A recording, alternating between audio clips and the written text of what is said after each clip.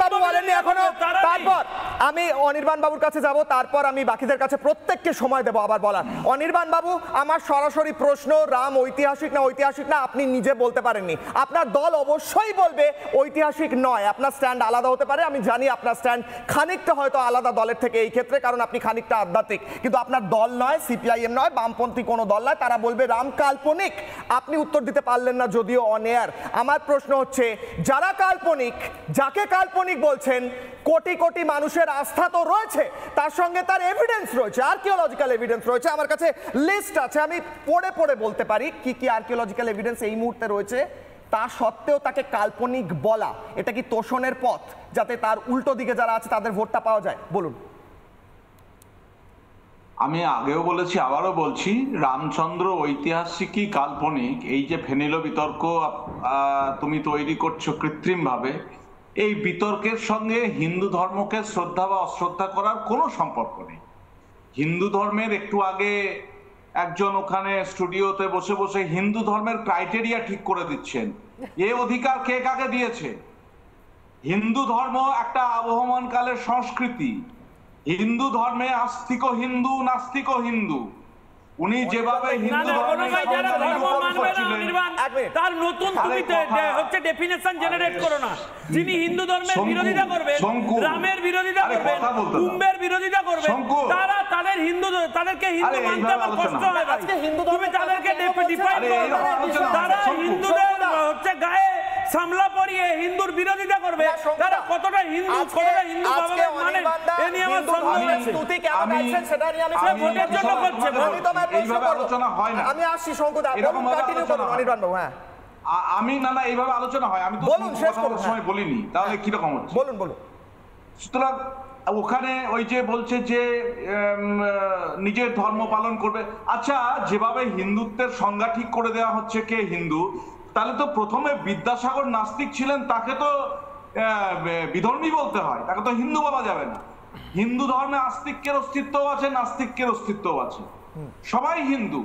তাহলে এইভাবে আজকে এবং এমন একটা ভাব তৈরি করা হচ্ছে যে কেউ বসে বসে হিন্দু ধর্ম কি, ঈশ্বর বিশ্বাস কি, তার পদ্ধতি কি কেউ ঠিক করে দিচ্ছে, সেই মতো যদি কেউ চলে তাহলে সে হিন্দু।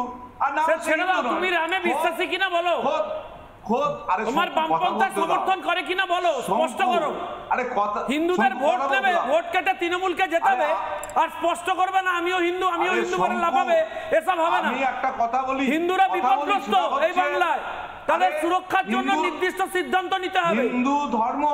হিন্দু ধর্মই শিখিয়েছে যে বিভিন্ন সাধন পদ্ধতি আছে, কেউ শৈব, তার মধ্যে একটা আপনি বিশ্বাস করেন না বা আপনার দল বিশ্বাস করে না, তার মধ্যে একটা বিশ্বাস করে কুম্ভকে মৃত্যু কুম্ভ বলা উচিত, একটাও করেন না, তাই তো? কথা বলতে না দিলে বেশ 10 সেকেন্ড দিলাম অনির্বাণ বাবু, শেষ করুন, আবার যাব প্রত্যেকের কাছে। আমার কাছে সময় কম, 10 সেকেন্ড অনির্বাণ বাবু। আলোচনা হয় না, হ্যাঁ 10 সেকেন্ড এরকম ভাবে আলোচনা হয়, বলুন 10 আমাকে সেকেন্ড কথা বলতে দাও, এইভাবে ইন্টারফেয়ার করলে কি করে হবে? আমি বলছি হিন্দু ধর্মের মধ্যে এত ভ্যারাইটি আছে, হিন্দু ধর্মই শিখিয়েছে কেউ আস্তিক, কেউ নাস্তিক, আবার আস্তিককে যারা বিশ্বাস করে তাদের মধ্যে কেউ শৈব, কেউ শাক্ত, কেউ বৈষ্ণব, কেউ নিরীশ্বরবাদে বিশ্বাসী, কেউ একেশ্বরবাদে বিশ্বাসী। হিন্দু ধর্ম এই ভ্যারাইটিটা শিখিয়েছে। সুতরাং একটা ফর্মুলা তৈরি করে দিয়ে সেই ফর্মুলাটা না মানলে তুমি হিন্দু নও বা তুমি ঈশ্বর বিশ্বাস করছো না। বুঝলাম। শঙ্কুদার কাছে আমার প্রশ্ন, আমি আসছি অনির্বাণ বাবু। শঙ্কুদা, আজকে সিপিআইএম, সিপিআই হিন্দু ধর্ম কি, তার কি ইতিহাস, তার মাহাত্ম্য এই নিয়ে কথা বলছে, এটাও তো দেখলে ভালো লাগে বেশ। শুনুন, আমার সবথেকে বেশি ভালো লেগেছে যিনি রাজ্যের সংবিধানের জায়গায় দাঁড়িয়ে হচ্ছে সব ধর্মকে সমান গুরুত্ব দেওয়া উচিত, তিনি বলেছেন মহাকুম্ভকে মৃত্যুকুম্ভ, কিন্তু তাকে এটা আজকে বলতে বাধ্য হতে হচ্ছে তিনি ব্রাহ্মণ বাড়ির মেয়ে, তাকে হিন্দু ধর্ম নিয়ে কথা বলতে হচ্ছে, তাকে 2 বছর আগে থেকে জগন্নাথ মন্দির প্রতিষ্ঠার জন্য ছক কষতে হচ্ছে, তাকে মঞ্চে দাঁড়িয়ে ভুল হলেও চণ্ডীপাঠ করতে হচ্ছে। আর সিপিএম আজকে হিন্দুত্বকে আঁকড়ে ধরবার চেষ্টা করছে একটাই কারণে, যাতে তৃণমূল কংগ্রেসকে সমর্থন করানো যায়, যাতে টিকিয়ে রাখা যায়, যাতে ইন্ডি জোটকে এখানে শক্তি সামর্থ্য করা যায়। আপনারা বুঝছেন না যে বাংলাদেশে যে ঘটনা ঘটেছে, সেই ঘটনা পশ্চিম বাংলায়, মিনি বাংলাদেশে আর বেশি দেরি নেই, যেভাবে ভোটার লিস্টে এনারা কারুকাজ করা শুরু করেছেন, ফলে আমরা হিন্দুরা রীতিমতো আতঙ্ক কলঙ্কিত, এ নিয়ে কোনো দ্বিতীয় প্রশ্নের অবকাশ নেই। আজকে বিরোধী দল নেতাও বলেছেন, আমাদের পার্টি প্রেসিডেন্টও বলেছেন, এবং আমরাও বলছি যারা রামকে মানবেন না তারা কি করে রামের অস্তিত্ব, রাম রাজ্য, রামের সুশাসনকে সমর্থন করবেন?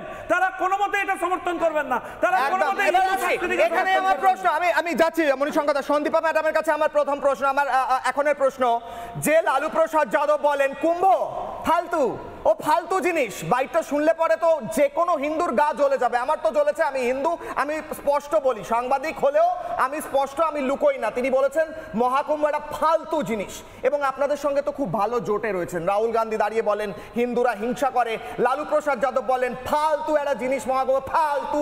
এই কথা শোনার পর আপনি বলবেন এই জোটকে হিন্দুরা সমর্থন করবে, তাই জন্যই তো হেরে যান প্রতিবার, তাই নয় কি? কি মনে হয়? 30 সেকেন্ড উত্তর।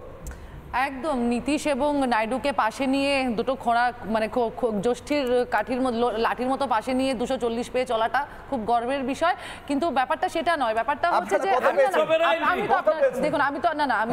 আমি উত্তর দিয়ে নিই। এবার ব্যাপারটা হচ্ছে প্রকাশ রেবান্না, কোন রেবান্না একটা কি গ্যাংরেপ করেছিল, অনেকগুলো ইয়েকে ধর্ষণ করেছিল, ভিডিও বানিয়েছিল, সেটার দায়িত্ব তো আর বিজেপি নেবে না, সেটার দায়িত্ব তো বিজেপি নেবে না, সেটার দায়িত্ব তো বিজেপি নেবে না। কিন্তু আমি যেটা বলতে চাইছি যে এই যে শঙ্কু পান্ডারা আছেন, শুভেন্দু অধিকারী, শূন্যতে এটা কোনো জেস্টার হতে পারে। আমি অনেক আশা করেছিলাম।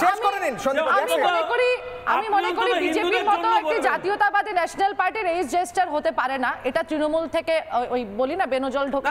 আচ্ছা বুঝলাম, শঙ্কু পান্ডার নেতা শুভেন্দু অধিকারীরা 2020-তে যে শব্দ হিন্দু পরিণত হয়েছে, দেখাতে চাইছেন হিন্দুদের বিরোধিতা ছাড়া কিছু সেটা আমার প্রশ্ন নয়। আমার প্রশ্ন হচ্ছে কেন মহাকুম্ভকে ফালতু বলা হবে আর সেটা মেনে নেওয়া হবে কেন? আপনার জোট সঙ্গে, আপনার জোট সঙ্গে মণিশঙ্কর দা, আপনি যেটা বললেন যে আমি মন্দির মানি না, মন্দিরের মানে জানি না, আমি বলবো আমি কি প্র্যাকটিস করি কিনা। আপনি কি প্র্যাকটিস করেন? আমার আসলে আপনার দল হিন্দু বিরোধী স্টেটমেন্ট দিয়েছে, কিংবা যারা হিন্দু বিরোধী স্টেটমেন্ট দেয় তাদের পাশে দাঁড়িয়েছে। আপনারা বলেছেন রাম কাল্পনিক, আজ আপনারা কোন ঠাসা? আপনারা কোন ঠাসা? 10 সেকেন্ড মণিশঙ্কর দা, 1 সেকেন্ড সময় কম।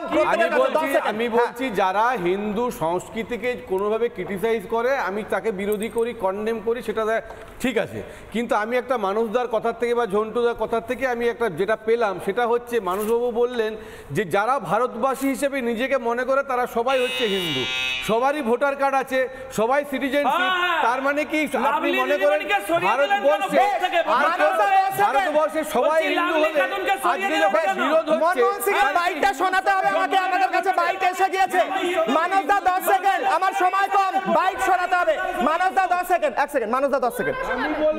অনির্বাণদার কথা শুনেই বলি যে একমাত্র ভারতবর্ষ যেখানে নাস্তিকদেরকেও ঋষি হিসাবে সম্মান দেওয়া হয়, চারবাক বেদ বিরোধী ছিলেন কিন্তু তবুও তাকে ঋষি বলা হয়েছে, এটা হিন্দু ধর্ম বলেই। এটা রাশিয়া হলে স্টালিন যেরকম ট্রটস্কিকে হাতুড়ি মেরেছিল, এটা যদি আরব হতো তাহলে কাববিন ইউসুফ বলে একজন কবি যিনি ধর্মের বিরুদ্ধে কবিতা লিখেছিলেন তার মতো হত্যা করা হতো।